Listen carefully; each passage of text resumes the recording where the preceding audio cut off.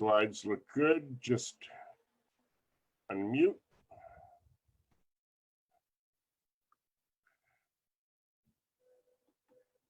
Actually, I can unmute you. All right, you have to unmute, Hanna. You're still muted. Okay. There you go. Okay. And it's so nice to have a neighbor here. We actually live in the same city, but we never see each other. And thank you so much. Those of you who may be familiar with Hanna with HLT magazine, and she's great for publishers. She gave us I think it was a little over a year ago, an entire independent authors and publishers edition. And I highly recommend everybody to read and to submit. So 10 minutes, take it away. Thank you. Thank you for the nice introduction and for mentioning HLT. I was going to talk about it, but from a slightly different angle. Now, my name is Hanna, or Hanna Kryszewska. Let's clarify that. Officially in Poland, my name is Hanna, first name, but friends call me Hanna. And I'm very sensitive about people using this version of my name. There are other names, versions like Hanka, which I dislike. Haneczka was for the little girl. So now for all my ELT friends, I'm Hanna. In case you wondered if there was a typo or something. Now, Georgia started with a picture of a road. And of course, when you talk about journey, you can't start in any other way but think a road. Now, the road in the upper left-hand corner was the kind of road which my family envisaged for me as my career and life path when I was roughly in primary school. Primary school was the time, and my childhood was bilingual. My grandmother was German, and I spoke then perfect German. And my mother was a German teacher. Everybody imagined I would be just following in my mother's footsteps, become a German teacher, and life was planned for me, basically. But as you grow up, teenagers rebel.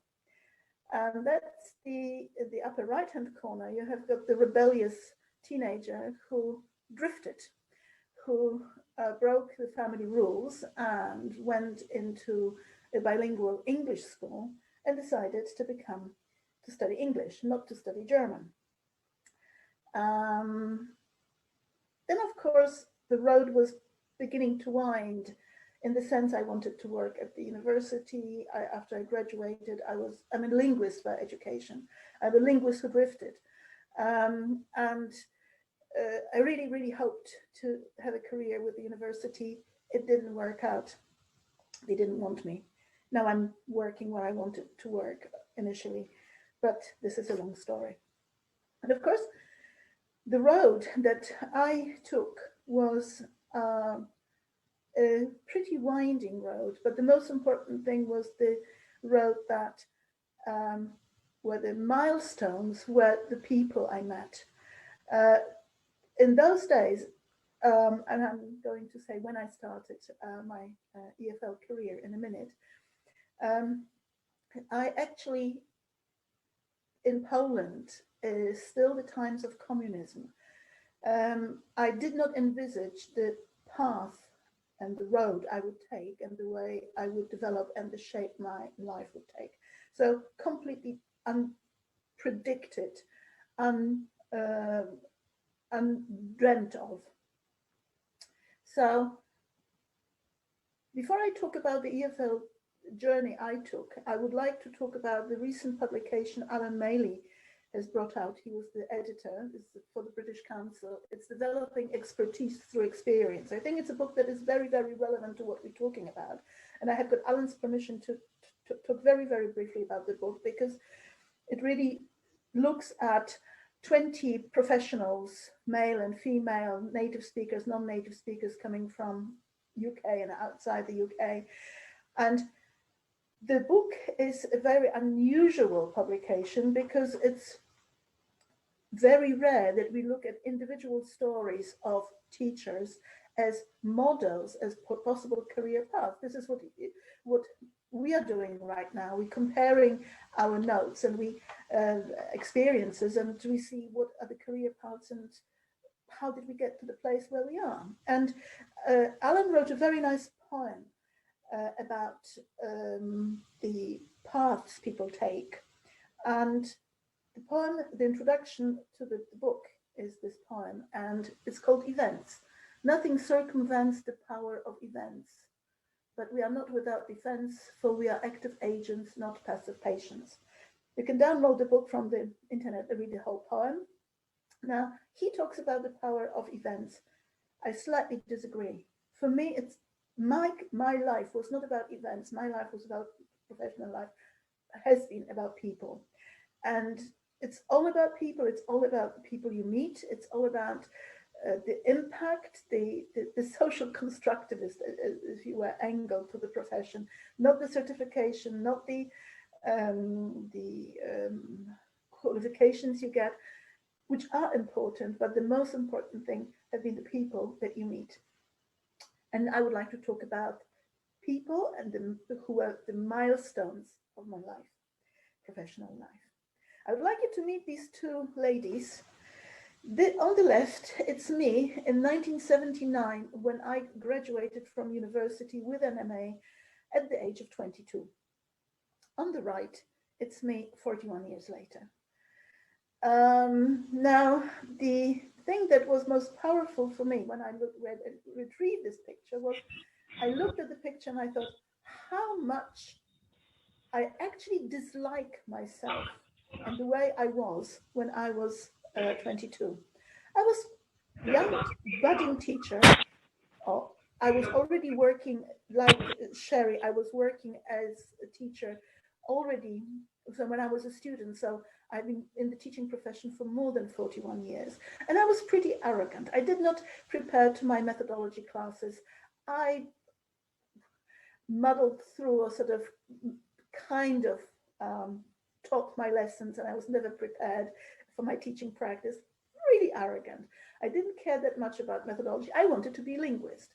And there was this lady who, surprise, surprise, called her Basha, who was my supervisor, and she delivered the methodology courses. And she was the one who, a year later, gave me the passport to my future life. Namely, she recommended me as a teacher for the new British Council project at our university to teach academic staff. She recommended me as a very, very good material for a teacher. Where she saw the potential in me, I don't know. So there I was working with the British Council people, and there were lots of opportunities, training courses, opportunity to attend, to go to the UK. The first time I went in 1980, actually the strikes in Poland were in Gdańsk, started when I was in Nottingham with Andrew Wright and other people, then Nico Coles. And Alan Maley once came to our center. He was then president of ITEFL. I think he was trying to get ITEFL going in Poland. And he sort of said, they chat, is anybody writing a book? Would anybody like to write a book? And he was then the editor-in-chief of the resource books for teachers. And me and then my colleague, with whom I had written 2 other books for the Polish market earlier, so we had writing experience. So yeah, we have got this idea. And to cut the long story short, it was Alan Maley who introduced me to the world of publishing. And from there, was conferences, meeting people, getting useful tips. I remember Andrew Wright saying, always wear the same clothes throughout the conference. People don't have the time to readjust. Always take a business card with you. Don't forget.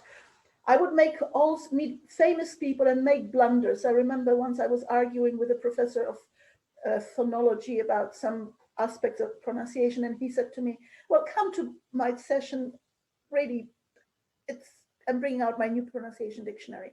And that was, so I thrived on meeting people and giving sessions at conferences. So first was the book, then giving sessions at conferences, and then was the door to becoming part of the Pilgrims community. And Pilgrims teacher training was the place where so many well-known authors met, worked together. And when you see 65, this is not our average age, although I think we're very likely it is 65 or more. When you look at these, only some people from Pilgrims, this is 65 books, or more than 65 books, that the people in these photographs have written, mainly resource books. So I was part of an incredible place with massive impact. The next step was Mario Rinvolucri, who believed in me, and he said I was his blood sister, and he anointed me, as it were, to take over his baby, the Humanizing Language Teaching magazine Rob has mentioned. So the magazine started in 1999. In 2006, we moved to, I took over, and since then you can read the archive and publish for free. Finally, I have to say that a massive influence was my relationship with Paul Davis, with whom we had 24 years of love and happy relationship. We wrote a book together, but when it came to writing the book, he was ruthless. He made sure that the ideas were innovative, interesting, and he was a fantastic sparring partner intellectually. And many other people I would like to thank: course participants, pre-service teachers, students, and publishers. I could wallpaper my wall with business cards I got from various people at conferences. Thank you very much for being part of my life.